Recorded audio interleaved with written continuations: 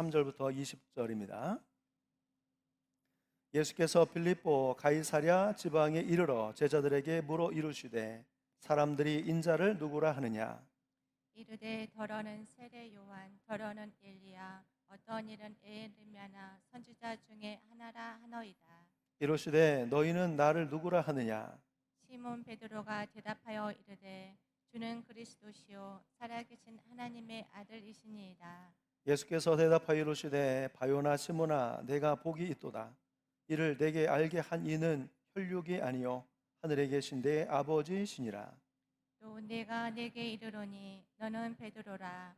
내가 이 반석 위에 내 교회를 세우리니 음부의 권세가 이기지 못하리라. 내가 천국 열쇠를 내게 주리니 내가 땅에서 무엇이든지 매면 하늘에서도 매일 것이요 내가 땅에서 무엇이든지 풀면 하늘에서도 풀리리라 하시고 이에 제자들에게 경고하사 자기가 그리스도인 것을 아무에게도 이르지 말라 하시니라. 아멘. 네, 오늘은 오늘 이 본문 말씀을 가지고 반석 위에 내 교회를 세우리니 라는 주를 가지고 하나님의 말씀을 전하고자 합니다. 자꾸 의식을 하지 않으려고 그랬는데 하나님 어쨌든 제게 주어진 담임자로서의 설교 시간이 마지막인데 어떤 말씀을 전하면 될까요? 라고 물었을 때 하나님께서 이 말씀을 주셨습니다. 이 본문을 가지고 몇 번 설교를 한 것 같은 기억이 있는데 언제 했는지는 잘 모르겠습니다. 그래서 오늘 이 교회를 향한 하나님의 뜻과 계획과 마음이 어디에 있는지 이 말씀을 가지고 함께 은혜를 나누도록 하겠습니다. 여러분, 예수님은 이 땅에 오실 때 아주 확실한 사명 하나를 가지고 오셨습니다. 그 사명이 무엇일까요? 누가복음 19장 10절에 나와 있습니다. 그러면 인자가 온 것은 잃어버린 자를 찾아 구원하려 함이니라. 잃어버린 자를 찾아 구원하려 함이니라. 예수님이 그렇게 분명히 말씀을 하셨죠. 그래서 병든 자를 고치고 낙심한 자에게 소망을 주시고 억울한 자, 억눌린 자를 자유케 해 주셨습니다. 예수님은 단지 육신뿐만 아니라 영적으로 병들어 죽어 있는 자들도 살리시고 고치셨고요. 그리고 그냥 두면 죄로 인해서 멸망으로 지옥으로 갈 수밖에 없는 영혼들을 천국으로 인도하셨습니다. 그리고 그 구약의 그 구원의 역사는요, 예수님이 승천하신 지금까지도 계속되고 있습니다. 지금도 예수님의 이름으로 명할 때 악한 것이 떠나고 병이 치료가 되는 기적이 일어나고요, 예수님 안에 있는 사람은 평안을 누리고 있습니다. 또 그 이름을 믿으면 구원을 받게 되는 것입니다. 이를 위해서 예수님은 기꺼이 십자가를 지시고 피를 흘리셨던 겁니다. 우리의 사망과 멸망이 죄로 인한 것이었기 때문에 예수님께서 당신의 피로 우리의 죄를 씻어 주시고 문제를 해결해 주신 후로는 더 이상 우리는 사망의 죄의 종 노릇하지 않아도 되게 되었습니다.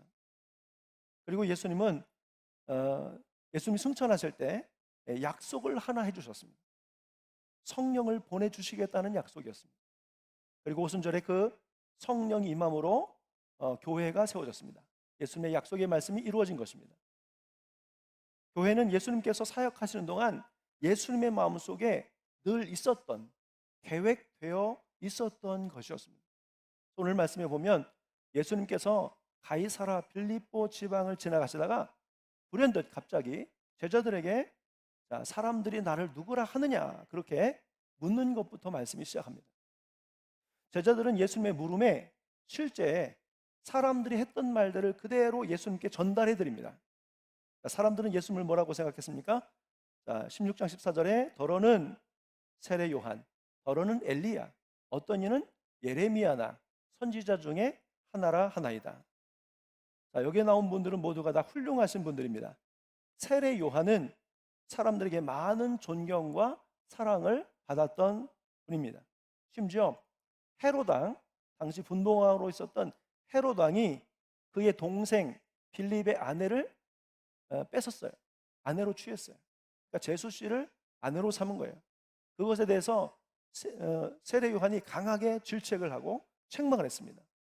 그런데 헤롯은 그를 거룩한 사람으로 인정했고 들을 때에 크게 번민을 했지만 달갑게 받아들였다고 했습니다. 마가복음 6장 20절에 그대로 나와요. 헤롯이 요한을 의롭고 거룩한 사람으로 알고 두려워하여 보호하며 또 그의 말을 들을 때에 크게 번민을 하면서도 달갑게 들음이로라. 심지어 헤롯까지도 인정하신 분이 누구냐면 세례 요한이었습니다.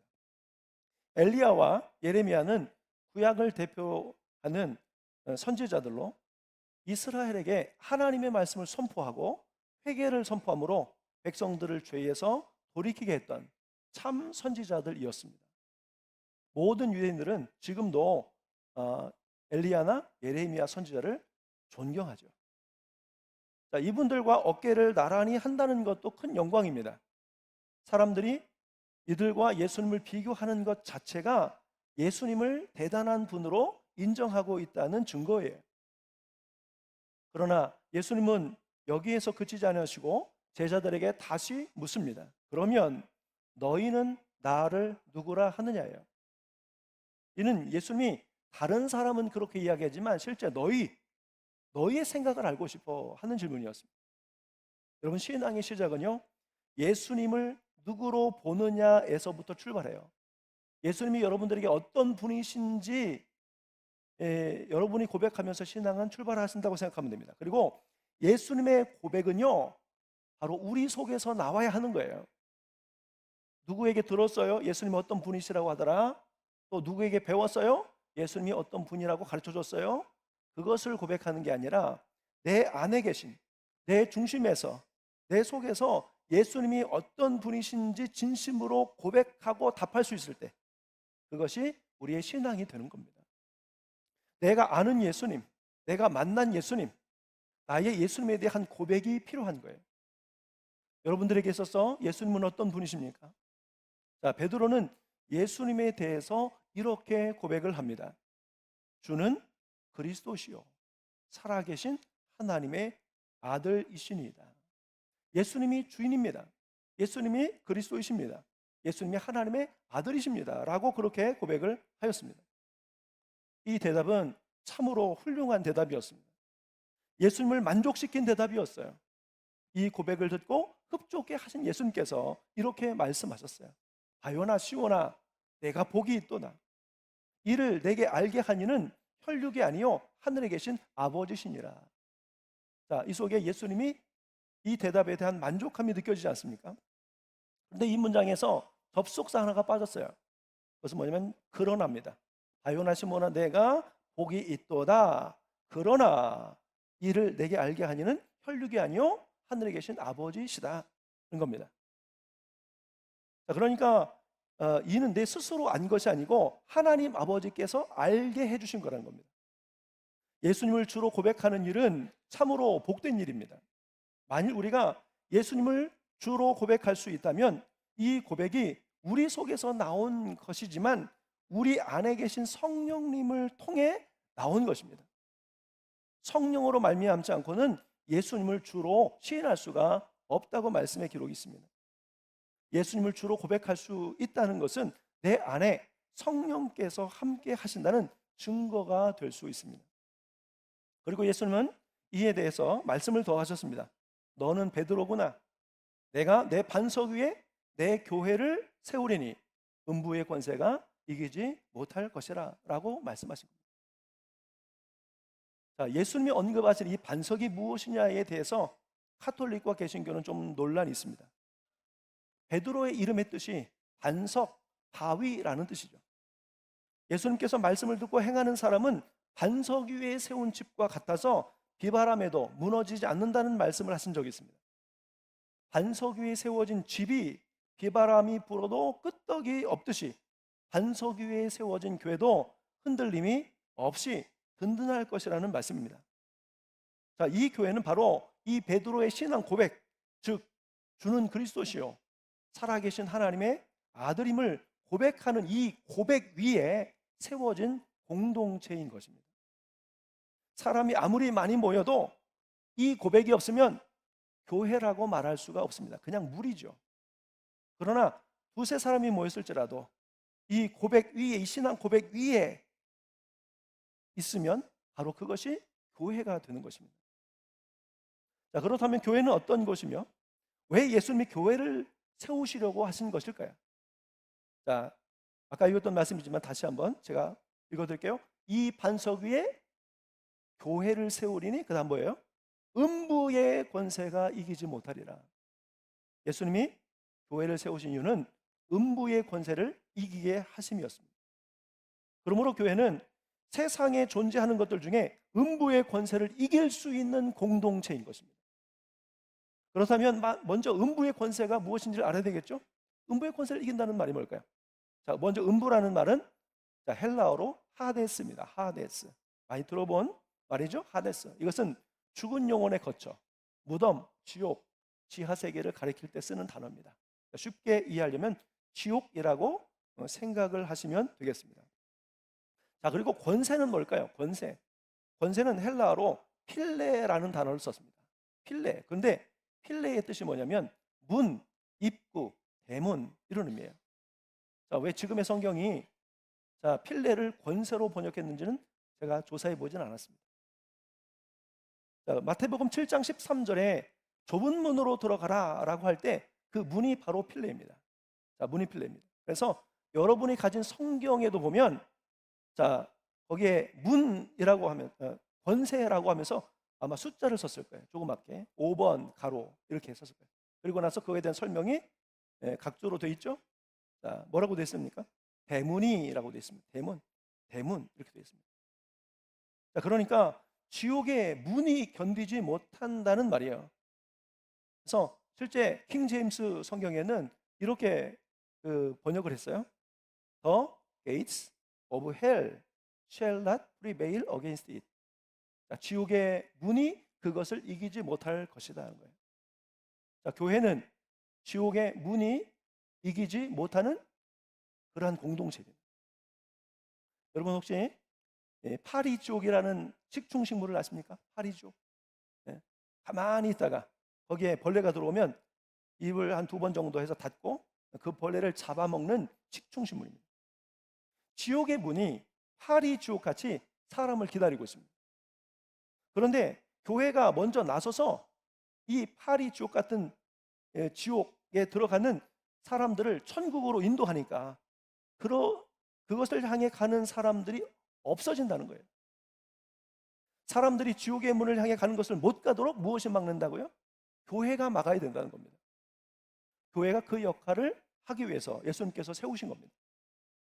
예수님의 교회는 바로 이렇게 지옥문을 향해 가는 사람들을 되돌려서 천국문을 향해 가기 위해 예수님께서 세운 공동체입니다. 그래서 모든 교회는 음부의 권세를 이기는 교회가 되어야 하고, 우리 늘 푸른 교회가 음부의 권세를 이기는 교회가 반드시 되어야 할 줄 믿습니다. 그렇다면 어떤 교회가 음부의 권세를 이길 수 있는 것일까요? 세상에 보면 교회라는 간판이 참 많이 달려 있습니다. 교회 이름이 다양한 것을 봅니다. 세상에 그 간판을 단 모든 교회가 다 음부의 권세를 이길 수 있느냐? 그렇지 않습니다. 음부의 권세를 이기는 교회는 오늘 말씀에 나와 있는 것처럼 예수님에 대한 분명하고 확실한 신앙 고백이 있어야만 이길 수 있게 되는 겁니다. 예수님은 베드로의 신앙 고백 위에 교회를 세우신다고 그랬잖아요. 다시 한번요. 주는 그리스도시요 살아계신 하나님의 아들이십니다. 이 고백이 분명하고 확실한 교회가 음부의 권세를 이길 수 있는 것이에요. 자, 첫 번째로 교회는 반드시 주라고 했죠. 예수님이 주인이 되어야 하는 것입니다. 오늘 말씀에서도 예수님이 이 반석 위에 그냥 교회가 아니고 내 교회를 세우겠다고 말씀합니다. 내 교회를 세우리니, 내 교회, 여기서 내는 예수님입니다. 교회는 주님이 붙잡고 계십니다. 그래서 요한계시록에 가보면 예수님께서 7별과 촛대를 붙잡고 계시다고 그랬어요. 근데 그 해석에 보면 촛대는 바로 교회라고 되어 있습니다. 그래서 예수님은 교회의 주인이시기 때문에 주인만 확실하면 교회가 흔들릴 이유가 없어요. 사람이 왔다가 나가고 또 목회자가 바뀌어도 교회가 예수님만 주인이면 교회가 흔들릴 이유가 없습니다. 자, 그래서 교회는 예수님의 통치를 받아야 되고 예수님의 명령을 따라야 되고 예수님의 말씀과 뜻에 순종해야 하는 것입니다.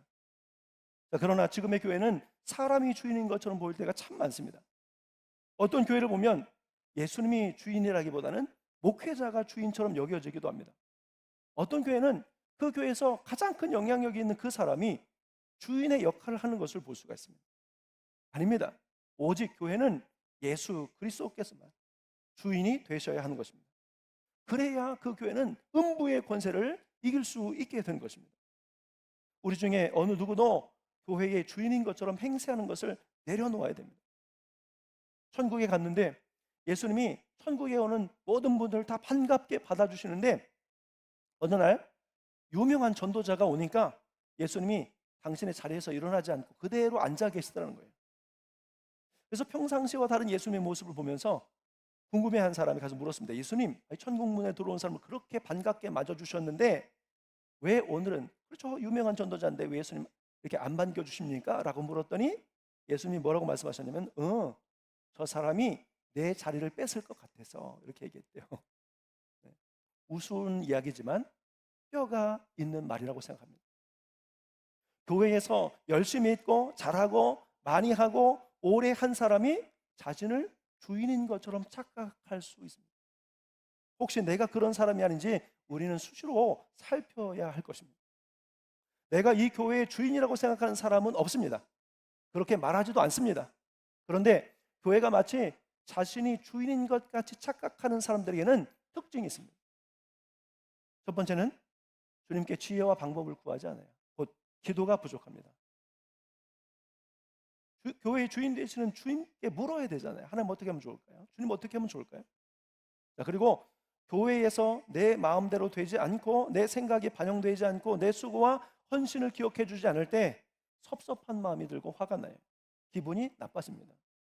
교회가 그렇게 결정했는데도 마음에 안 들면 그런 마음이 들어요. 우리 교회가 예수님을 주인으로 모셨다고 한다면 기도하는 교회가 되어야 돼요. 기도하면서 주님의 뜻을 구하는 교회가 되어야 합니다. 교회를 하면서 교회 안에서 결정된 것이 내 생각과 다르다고 섭섭할 이유가 무엇입니까? 주님께서 교회 주인이시고 주님께서 내린 결정이신데 무엇이 섭섭하겠어요? 그러나 예수님이 아니라 사람이 주인된 교회는 이런 교회의 음부의 권세를 이기지 못하기 때문에 사탄이 쥐락펴락하며 흔들어댑니다. 사탄에게 이용당하는 교회가 되고요.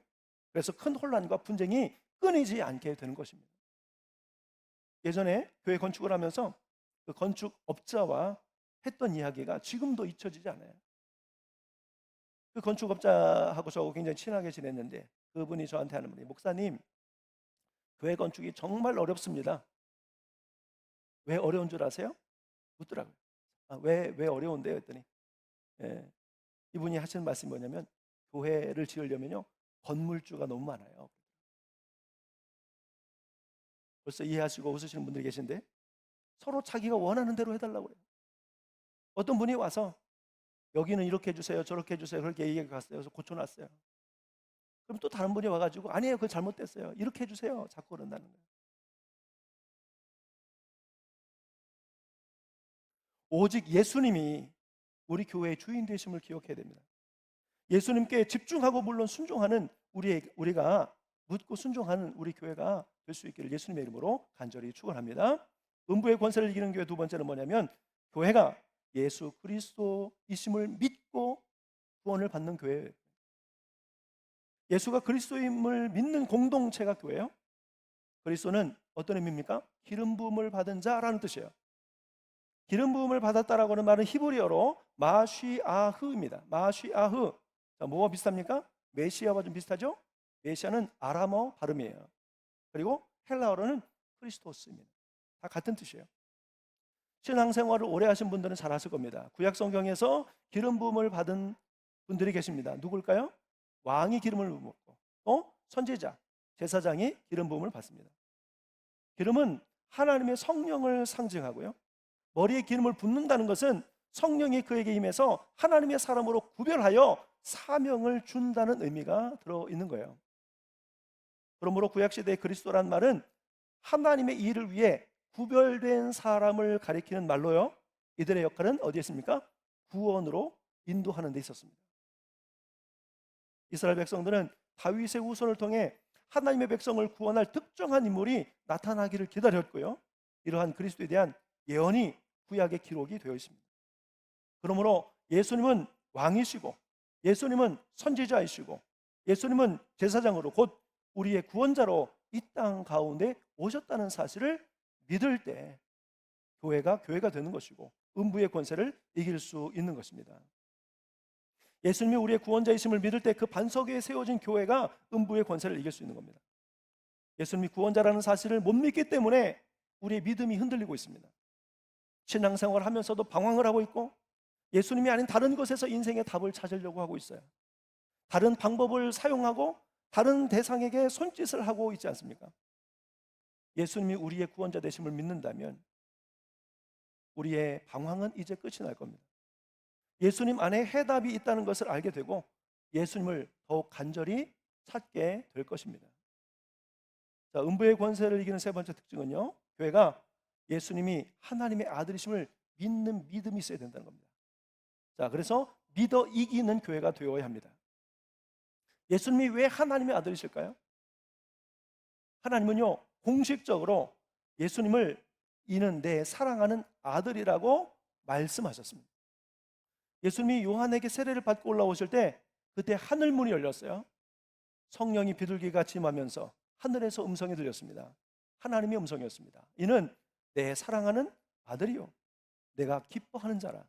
하나님이 분명히 말씀을 하셨습니다. 예수님이 하나님의 아들이시라는 사실은 누구도 아냐면 마귀도 잘 알고 있습니다. 그래서 예수님이 광야에서 마귀에게 시험을 받으실 때 마귀가 예수님을 어떻게 유혹합니까? 네가 하나님의 아들이라면 이 돌돌로 떡덩이로 만들어 먹어야 된다, 이렇게 말합니다. 네가 하나님의 아들이라면. 또 높은 곳으로 데리고 가서 뛰어내리라고 그래요. 네가 하나님의 아들이라면 뛰어내려봐. 그러면 하나님의 사자들이 너를 손으로 받들어 발이 돌에 부딪히게 않게 하실 거야. 사실 마귀도 예수님이 하나님의 아들이시라고 하는 사실을 알고 있었습니다. 그래서 예수님을 두려워하고 있었던 거예요. 예수님께서 가다라 지방에 가실 때 귀신 들린 자 둘이 무덤 사이에서 살고 있었습니다. 그들은 몹시 사나워서 아무도 그 길로 지나갈 수 없을 지경이었습니다. 그런데 이들이 예수님이 지나갈 때 먼저 예수님을 알아보고 와서 이렇게 말합니다. 마태복음 8장 29절에 나와 있는데요, 이에 그들이 소리질러 이르되 하나님의 아들이여, 우리가 당신과 무슨 상관이 있나이까? 때가 이르기 전에 우리를 괴롭게 하려고 여기 오셨나이까 하더니 하나님의 아들이여. 예수님이 하나님의 아들이기 때문에 마귀가 예수님을 두려워하고 예수님의 명령에 굴복하는 것입니다. 예수님은 하나님의 아들이므로 하나님과 동등한 권세가 있으십니다. 이 권능으로 수많은 이적과 기사를 행하셨고요, 죽은 자를 살리셨고 부활하실 수 있었습니다. 예수님이 하나님의 아들이심을 믿고 영접하는 자들은 하나님의 자녀가 되는 권세도 주셨습니다. 그래서 마귀는 이것을 매우 두려워하고 있습니다. 예수님은 살아 계실 때 사람들에게 하나님의 아들임을 증명하라는 말을 많이 들으셨어요. 네가 하나님의 아들이냐? 그러면 그리스도인인지 우리에게 말해. 네가 만약 하나님의 아들이거든 자기를 구원하고 십자가에서 내려와 봐.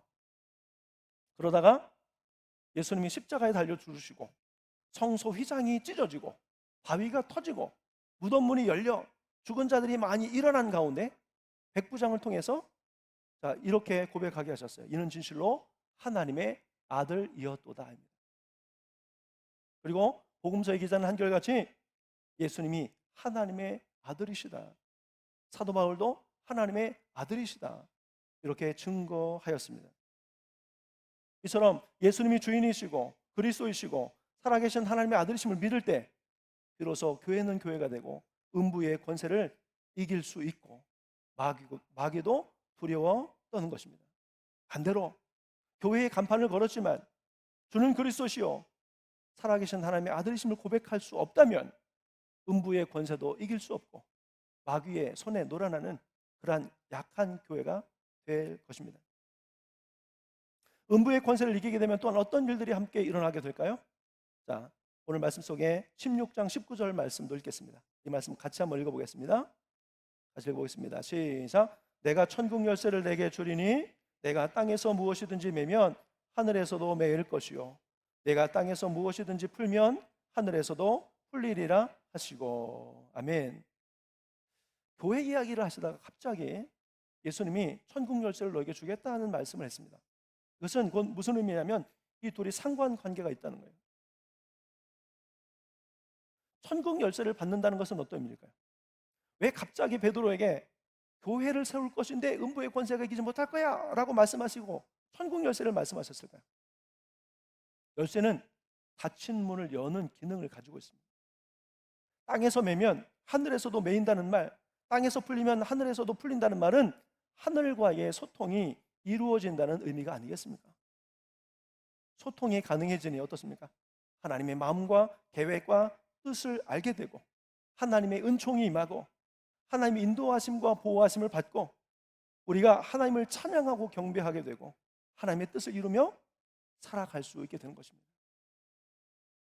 저는 우리 늘푸른 교회가 베드로의 신앙 고백 위에 세워진 예수님의 교회가 되고 그리스도시요 살아계신 하나님의 아들이심을 고백하여 음부의 권세를 이기고 하늘과의 소통이 이루어지는 예수님께서 세우신 참 교회가 될 수 있기를 간절히 바랍니다. 교회는 건물이 아닙니다. 건물은 예배당이라고 부르는 거예요. 장소일 뿐입니다. 사람의 수와 재정은 하나님이 그에 맞게 일하라고 허락해 주신 것이지 그 자체가 본질은 아니에요. 우리는 건물을 자랑하고 사람을 자랑하고 규모를 자랑하고 프로그램을 자랑하는 교회가 아니라 예수님을 자랑하는, 예수님을 나타내는 그런 교회가 되기를 간절히 축복합니다. 그래서 예수님이 우리의 주인이시고 그리스도이시고 살아계신 하나님의 아들이심을 믿게 만들어 지옥을 향해 가는 영혼을 구원하여 천국으로 인도하고 하늘과의 소통이 이루어지는 삶을 살아야 할 줄 믿습니다. 그것이 예수님이 이 땅에 교회를 세우신 목적이고 우리 늘푸른 교회가 추구해야 하는 또 존재하는 이유인 것입니다. 그리고 더 나아가 우리는 이런 소망을 갖습니다. 더 나아가 예수님이 교회의 주인만이 아니라 세상의 주인이 되도록 해야 합니다. 교회도 성도들을 교회에 충성된 일꾼, 종으로만 키우는 것이 아니라 세상에 나가서 예수님의 왕 되심을 선포하고 예수님이 주인 되심을 선포하는 자로 살게 해야 된다는 겁니다. 세상에 나가서 우리가 외칠 때 여러분 이 세상은 교회가 될 것입니다. 음부의 권세를 이기는 세상이 될 것입니다. 역사적으로 교회가 심하게 흔들릴 때가 있었습니다. 이구동성으로 중세시대를 이야기합니다. 중세시대에는요 많은 사람들이 있었습니다. 화려한 예배당이 있었습니다. 그러나 그때 교회의 주인은 예수님이 아니었습니다. 예배당은 화려하고 많은 사람들로 가득 찼지만 사람들을 구원으로 인도하지 못했어요. 저는 지금의 세상이 그때와 같다고 생각합니다. 모든 것이 넉넉하고 화려합니다. 그러나 교회가 확실한 신앙 고백이 없으니까 믿음의 확신이 없고 기도가 죽었고 분열이 많아지고 모이는 것이 힘들어졌습니다. 스스로 주인으로 여기는 사람들이 많아졌다고 생각합니다. 우리 늘푸른 교회도 이와 같이 되지 않았는지 스스로 돌아봐야 합니다. 우리 늘푸른 교회가 확실한 신앙 고백 위에 그리스도의 사랑으로 하나 되고 하나님이 원하시는 일을 하고 기쁨과 감사가 넘치고 하나님이 주목하시고 하나님을 기쁘시게 할 수 있는 그러한 교회가 될 수 있기를 예수님의 이름으로 간절히 축원합니다. 우리 늘푸른 교회는 충분히 잘할 수 있습니다. 꼭 잘하게 될 줄 믿습니다. 그래서 주님이 인정하시는 좋은 교회로 평안하여 든든히 서가는 교회로 하나님의 은혜와 복을 받는 우리 늘푸른 교회가 되기를 예수님의 이름으로 간절히 축원합니다. 기도하겠습니다. 거룩하신 아버지 하나님, 주는 그리스도시요 살아계신 하나님의 아들이십니다 라는 신학의 고백 위에 교회가 서 있어야 음부의 권세를 이길 수 있고 마귀도 두려워 떨고 하늘과의 소통이 이루어져서 하나님의 뜻을 알고 이룰 수 있음을 말씀을 통해서 깨우쳐 주시니 감사를 드립니다. 하나님, 우리 늘푸른 교회가 하나님 오늘 말씀처럼 분명한 신앙의 고백 위에 수많은 영혼들을 천국으로 인도하고 또 하나님의 뜻을 이루어가는 아름답고 복된 교회로 성장해 갈 수 있도록 인도하여 주시옵소서. 거룩하신 예수님의 이름으로 기도하옵나이다. 아멘.